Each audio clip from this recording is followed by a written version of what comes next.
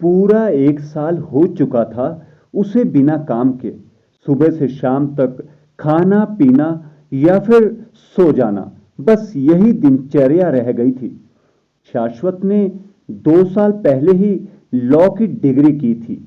फिर शहर के एक अच्छे वकील के यहाँ प्रैक्टिस करने लगा था। थोड़ा काम समझ आने लगा कि लॉकडाउन लग गया, सब कुछ बंद हो गया। कोर्ट भी अब सिर्फ ऑनलाइन चुनिंदा केसों को ही सुनते थे। नए नए वकीलों के पास काम नहीं होता। एक अच्छा वकील बनने के लिए सालों लग जाते हैं, तब जाकर काम आता है। शाश्वत भी इसी फील्ड में अभी नया नया था, पर लॉकडाउन की वजह से उसके बॉस ने उसे घर बैठने की सलाह दे दी, क्योंकि अब काम उतना नहीं बचा था। मरता क्या न करता, वो घर बैठ गया। कुछ दिन तो अच्छे बीत गए, पर धीरे धीरे वो बोर होने लगा। मन को कुछ भी अच्छा नहीं लगता था। बिना काम के इंसान और जानवर में क्या अंतर है। तरह तरह के नकारात्मक विचार उसके दिमाग में आने लगे। मैं एक अच्छा वकील बनना चाहता था, पर पूरा 1 साल बर्बाद हो गया। इससे अच्छा तो मैं आत्महत्या ही कर लूं। वो धीरे धीरे डिप्रेशन का शिकार होने लगा। किसी से बात ना करता, अपने आप में ही गुमसुम रहने लगा। एक दिन वो ऐसे ही बैठा हुआ था कि तभी उसका फोन बजा। उसके मित्र महेश का फोन था। इच्छा नहीं थी, फिर भी फोन उठा लिया। हेलो। अरे भाई, कहां पर है तू? इतने मैसेज किए पर तूने पढ़ता भी नहीं है। शाश्वत कुछ नहीं बोला। ऐसा कर, शाम को तू घर आ जा। तेरी भाभी भी याद कर रही थी। चाय पियेंगे और खूब गपशप मारेंगे। मैं इंतजार करूंगा, पक्का आना। महेश शाश्वत से 15 साल बड़ा था। एक दिन शाश्वत नाटक देखने शहर की ऑडिटोरियम गया था। वहीं मुलाकात हुई थी महेश से। बस उसके बाद मुलाकात दोस्ती में बदली और धीरे धीरे ये गहरी होती चली गई। शाश्वत महेश को अपने बड़े भाई की तरह मानता था, इसीलिए उसकी बात को ठुकरा न सका। बुझे मन से तैयार होकर वो महेश के घर की ओर चल पड़ा। ज्यादा दूर नहीं था, सिर्फ 15 मिनट में पहुंच गया। मेन डोर के साथ ही खिड़की थी, जो बाहर की ओर हल्की सी खुली हुई थी। खिड़की में पर्दा लगा था, जिस कारण अंदर कुछ भी दिखाई ना पड़ता था। शाश्वत बेल बजाने ही वाला था कि तभी उसके कानों में खिड़की से आते जो शब्द पड़े, उससे वो एकदम रुक गया। बच्चों के खाने में जहर मिला दिया क्या? हाँ, एक नारी स्वर उभरा। दोनों निश्चित रूप से महेश और उसकी पत्नी थे। वो उनकी आवाजों को अच्छी तरह पहचानता था। शाश्वत की उत्सुकता बढ़ गई। वो खिड़की में कान लगाकर सुनने लगा। मित्तू, मुझे माफ कर देना, मैं तुम्हें कोई सुख न दे पाया। मुझे आपसे कोई शिकायत नहीं है, बस जहर खाने से पहले मैं आपको अंतिम प्रणाम करना चाहती हूँ। शाश्वत बाहर खड़ा परेशान हो चुका था। क्या हो गया है महेश भाई को? अरे, ये तो हमेशा पॉजिटिव रहने की बातें करते हैं, पर खुद अभी ये छी। अभी वो सोच ही रहा था कि तभी उसके कानों में बच्चे की आवाज सुनाई पड़ी। पापा।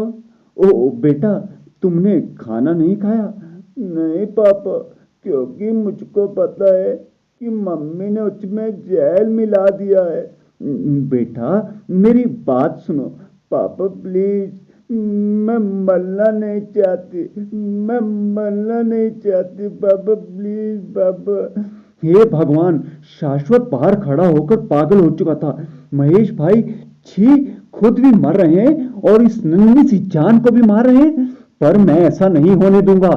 शाश्वत ने जोर जोर से दरवाजा खटखटाया। वो तो दरवाजा तोड़ ही देता अगर वो खुल नहीं जाता। दरवाजा महेश ने खोला। खुलते ही शाश्वत ने महेश पर चिल्लाना शुरू कर दिया। महेश भाई, छी, आपको शर्म नहीं आती? इतना घटिया काम करते हुए? खुद मरना है तो मरो, पर इस छोटी सी बच्ची को भी, मुझे शर्म आती है आपको भाई बोलते भी। तब महेश ने कहा, मेरी बात तो सुनो, मुझे कुछ नहीं सुनना, मैं आपके खिलाफ केस करूंगा। अच्छा, केस करोगे? पर कोर्ट तो बंद है मेरे दोस्त, महेश ने हंसकर कहा। तो क्या कभी तो खुलेंगे? शाश्वत चिढ़कर बोला। लेकिन तब तक तो तुम अदालत में खड़े होना भी भूल जाओगे। क्या मतलब? अरे भाई, पूरा 1 साल हो चुका है, तुम कुछ भी नहीं पढ़ रहे हो। अपनी शक्ल देखो, वकील कम देवदास ज्यादा लग रहे हो। इतना सुनते ही शाश्वत को अपना अकेलापन फिर याद आ गया। वो चुप हो गया। धीरे धीरे उसकी आंखों से आंसू बहने लगे। वो सोफे में बैठ गया और रोने लगा। पर मैं कर भी क्या सकता हूं? हमारी तरह अभ्यास? क्या मतलब? तब नीतू हंसकर बोली, भैया, जिन आवाजों को सुनकर आप अंदर आए थे ना, वो असलियत नहीं, बल्कि हम अपने नाटक का अभ्यास कर रहे थे। क्या मतलब? शाश्वत ने हैरानी से सिर उठाकर पूछा। देखो भाई, महेश बोलने लगा, तुम्हें पता है ना कि मैं एक रंगमंच का कलाकार हूं। आज नहीं तो कल ये बुरा वक्त गुजर जाएगा, दुनिया फिर से हंसेगी। पर अगर इस बीच हम ऐसे ही बेकार बैठे रहे ना, तो जिस फील्ड में हम हैं उसका अभ्यास ही छूट जाएगा, और दुनिया जब फिर हंसेगी तब हम क्या करेंगे? इसीलिए अभी से अभ्यास कर रहे थे, चाहे घर में ही।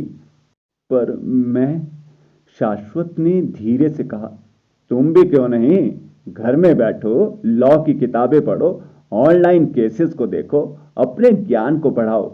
इस कोरोना काल को बेकार बैठकर न गवाओ, बल्कि अगर इसे समझो तो यह ज्ञान बढ़ाने का स्वर्णिम काल है।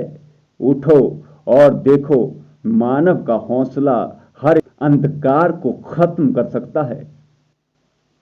शाश्वत का साल भर से बेचैन मन धीरे धीरे शांत हो रहा था।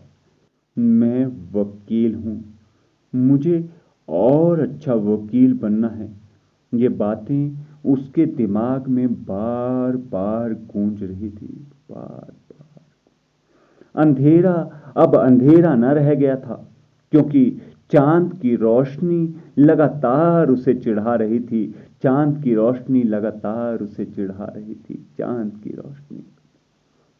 दोस्तों, ये कहानी हमें यही सिखाती है कि भले ही कितनी मुश्किलें आए, भले ही काली अंधेरी रातें आए, पर याद रखना, जब तक जियो तो खुलकर जियो, क्योंकि मौत आई तो मर भी लेंगे, पर मौत से पहले मरना क्या, पर मौत से पहले मरना क्या। जय हिंद, जय भारत।